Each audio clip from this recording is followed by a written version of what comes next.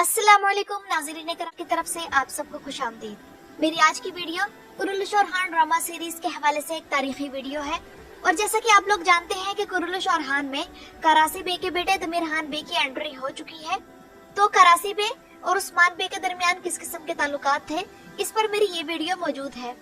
तो मैंने मुनासिब समझा कि ओरहान बे और करासी इमारत के दरमियान कैसे ताल्लुकात थे, इस बारे में वीडियो बनाई जाए और इस बारे में ये भी बताया जाए कि करासी बे के बेटे दुर्सन बे की मौत कैसे हुई और करासी इमारत की किन दुश्मनियों की वजह से ओरहान बे ने किस तरह फिर इस इमारत को अपनी सल्तनत में शामिल किया। तो आइए चलते हैं आज की वीडियो की तरफ।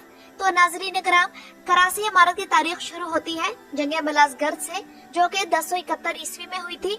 क्योंकि मलाज़गर्द की जंग ही वो पहला तारीखी लम्हा था जब एनातोलिया के दरवाजे तुर्कों के लिए खुल गए थे।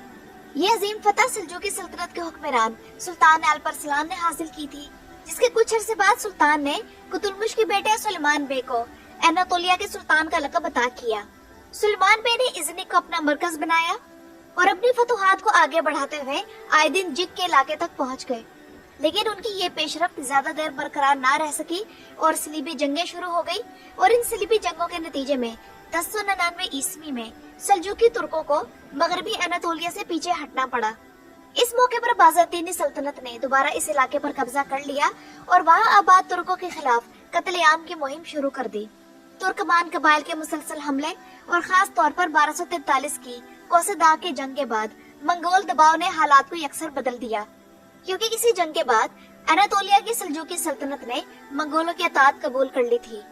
ये जंग सुल्तान अलाउद्दीन कैकबाद दोयम जिन्हें आप दरुल-ए-शारतुल में देख चुके हैं, तो उनके बेटे सुल्तान गयासुद्दीन के खुसरो स्वयं ने मंगोलों के खिलाफ लड़ी और सल्जूकों को फैसलाकुन शिकस्त हुई। और एनातोलिया की सल्जूकी सल्तनत, जो कि इस खित्ते में एक अहम आजाद ताकत थी, मंगोल इल्खानी रियासत में जम कर दिया गया। फिर नाज़रीन किराम, वक्त गुजरता गया और मगरबी एनातोलिया दोबारा तुर्कों के कब्जे में आने लगा। और ये वो वक्त था जब बची खुची सल्जूकी रियासत कमजोर होती चली गई और उसकी मरकजी ताकत टूटने लगी। उसी दौर में कारा ईसा बे एक बड़े तुर्कमान गिरोह के साथ बलिक्सर और इसके इर्द गिर्द के इलाकों में आकर आबाद हुए और 1296 ईस्वी में उन्होंने अपनी खुद मुख्तारी का ऐलान करके करासी इमारत की बुनियाद रख दी। कारा ईसा बे, जिन्हें करासी बे भी कहा जाता है, ये दरअसल एनातोलिया की सल्जूकी रियासत के एक बाअसर सिपा सालार थे और फिर उन्हीं के नाम से ये इलाका पहचाना जाने लगा। 1303 ईस्वी में बाकायदा तौर पर करासी इमारत कायम हो गई और ये तुर्कमान रियासत थी, जो कि 1303 से 1345 के दरमियान तुर्की के मौजूदा इलाके, जिनका नाम बलिक्सर और चना किला है, तो इन इलाकों में कायम रही। कारा ईसा बे का खानदान कौन था, इसके बारे में मैं मुख्तसरन आप लोगों को ये बताती चलूं कि कारा ईसा बे तुर्कों के दानिशमंद खानदान से ताल्लुक रखते थे और एनातोलिया में सल्जूकों के सरहदी सरदार थे, यानी कि उच्च बे। इन्होंने बाज़ंतीनियों पर हमले करके बलिक्सर के इलाके को फतह किया और इसे अपनी रियासत का दारुल हुकूमत बनाया। करासी बे ने इन मुहिम्मात के साथ साथ एक ताकतवर बहरी बेड़ा भी तैयार किया, क्योंकि करासी बे की इमारत में बहीरा मरमरा का साहिली इलाका भी शामिल था। और करासी इमारत ही तुर्कों की वो पहली इमारत थी जिसने बहरी जंगें शुरू की और इन जंगों में अपनी धाक भी बिठाई।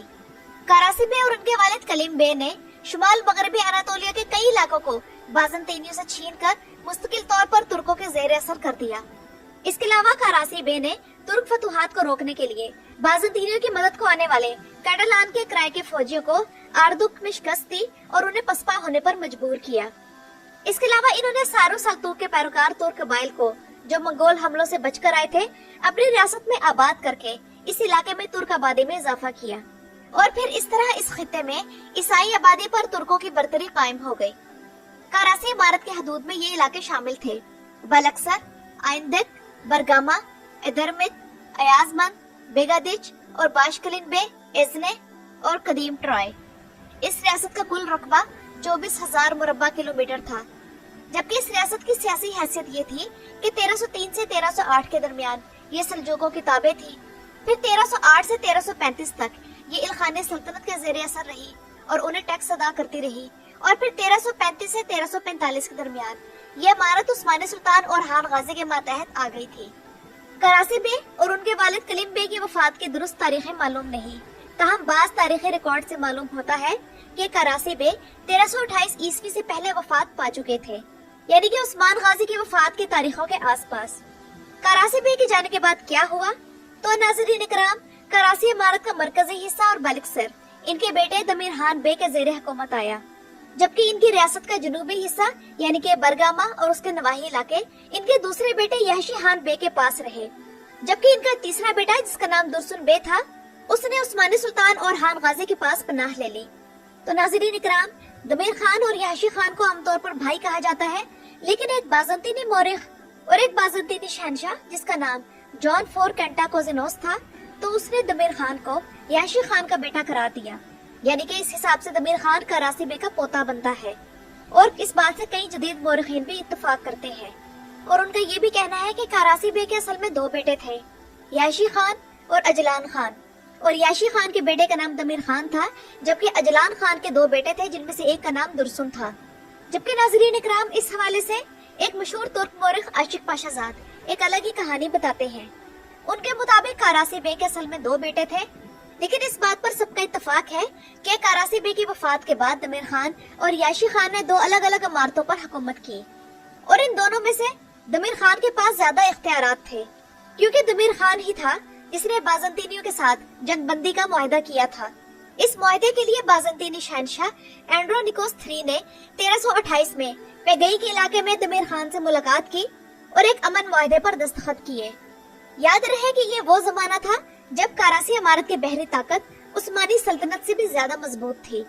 दुरसुन बे, जो कि ओरहान गाजी के पास पनाह ले चुके थे, तो उन्होंने बुरसा में तालीम हासिल की और उस दौरान दमीर खान बे के जुल्म स्तम की दास्तानें सुनाई देने लगी, क्योंकि उसका दौर जुल्म जबर से भरपूर था। बलक्सर में उसकी हुकूमत अवाम के लिए सख्त और नाकाबिले बर्दाश्त बन गई थी। उसी जमाने में मशहूर सियाह इब्ने बतूता ने बलक्सर शहर का दौरा किया और उन्होंने अपनी किताब सियाहत नामा में लिखा है कि दमीर खान बे ऐसा शख्स था जो किसी काम का नहीं था। इब्ने बतूता के मुताबिक शहर आबाद, कुशादा सड़कों वाला और रंग बिरंगी खूबसूरत मंडियों से सजा हुआ था, लेकिन हैरत की बात ये थी कि वहाँ कोई भी मस्जिद मौजूद नहीं थी और लोग जुमे की नमाज खुले मैदान में अदा करते थे। दमीर खान बे के जुल्म से तंग आकर कराची इमारत के मोअज़्ज़िज़ीन और अवामी नुमाइंदों ने दुरसुन बे को बुरसा से बुलाने का फैसला किया।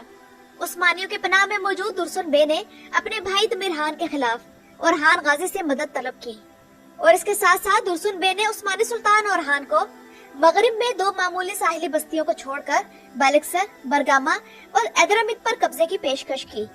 1345 में और खान गाजी ने दुरसुन बे के साथ बलक्सर के शहर पर चढ़ाई की और जब दुरसुन बे और खान गाजी के साथ उस शहर में पहुँचे तो दमीर खान बे उस वक्त बरगामा के किले में पनाह लिए हुए था। दुरसुन बे जब मुसालहत के लिए बरगामा के किले के सामने आए तो किले से तीर चलाए गए, जिसकी वजह से दुरसुन बे का इंतकाल हो गया। ये वाकया और खान गाजी के लिए नहायत दिलखराश था और इस वाक़े से सख्त रंजीदा होकर और खान गाजी ने बलक्सर और इसके आसपास के इलाके उस्मानी सल्तनत में शामिल कर लिए। इसके बाद उन्होंने बरगामा का मुहासरा किया, तो तब दमीर खान बे ने मज़ाहमत छोड़कर और खान गाजी की अतात कबूल कर ली और खान गाजी ने दमीर खान बे को मुआफ करके बुरसा में आबाद कर दिया, जहाँ उसकी वफात 1347 में हो गई। और खान गाजी ने उसके बाद कराची इमारत को अपनी सल्तनत का एक सूबा यानी कि संजक बना दिया और अपने बेटे शहजादा सुलेमान को उसका संजक बे यानी कि गवर्नर मुकर्रर किया। इब्तदाई दौर में उस्मानी रियासत ने कराची इमारत से न सिर्फ फौजी ताकत हासिल की, बल्कि खास तौर पर उसकी बहरी कुव्वत ने उस्मानियों को बेहद मजबूत किया। इसके अलावा कराची इमारत से ताल्लुक रखने वाले एबरानोस, हाजी अलबाए, एजा खलील और गाजी फजल बे जैसे काबिल और तजर्बाकार सिपा सालार भी उस्मानियों के लिए खिदमात सरंजाम देने लगे। इन तमाम पेश रफ्तों के नतीजे में बहुत से अहम इलाके फतह किए गए और इन इलाकों में अमन अमान कायम रखने और इन्हें तुर्क और इस्लामी शिनाख्त देने के लिए ज्यादातर कराची इमारत से तुर्क आबादी को सर्स, थेसलोनिकी और कवाला जैसे इलाकों में बसाया गया। और नाज़रीन इकराम, यही तुर्क आबादी बाद में औलाद फातिहीन कहलाई, जो इन इलाकों में तब तक मौजूद रही जब तक उस्मानी सल्तनत का खात्मा नहीं हो गया। और नाज़रीन इकराम, कराची इमारत के फौजी कमांडर्स यानी कि हाजी अलबाए, एबरानोस गाजी, होजा खलील और गाजी फाजिल बे उस्मानी खिदमत में जब दाखिल हुए तो इन्होंने रोमेलिया यानी कि बल्कान में उस्मानी फतुहात में मरकजी किरदार अदा किया। और नाज़रीन इकराम, 1361 ईस्वी में और खान गाजी के बेटे सुल्तान मुराद अव्वल ने चनक कला और साहिल इलाकों को फतह करके कराची इमारत का मुकम्मल खात्मा कर दिया, जिससे आखिर में ये बात वाज़ेह हो जाती है कि 1345 में और खान बे के दौर में कराची इमारत का उस्मानी सल्तनत में शामिल होना उस्मानी तारीख का एक इंतहाई अहम मोड़ था, जिसके बाद उस्मानियों को कराची इमारत से पहरी ताकत और तजर्बाकार सिपा सालार मिले, जिन्होंने रोम एलिया में फतूहात की राह हमवार करके उस्मानियों को एक आलमी सल्तनत बनने की बुनियाद फराहम की। तो नाज़रीन इकराम, ये तो थी मेरी आज की वीडियो। अपनी राय का इजहार कमेंट्स में जरूर कीजिएगा। मेरी वीडियो देखने का शुक्रिया।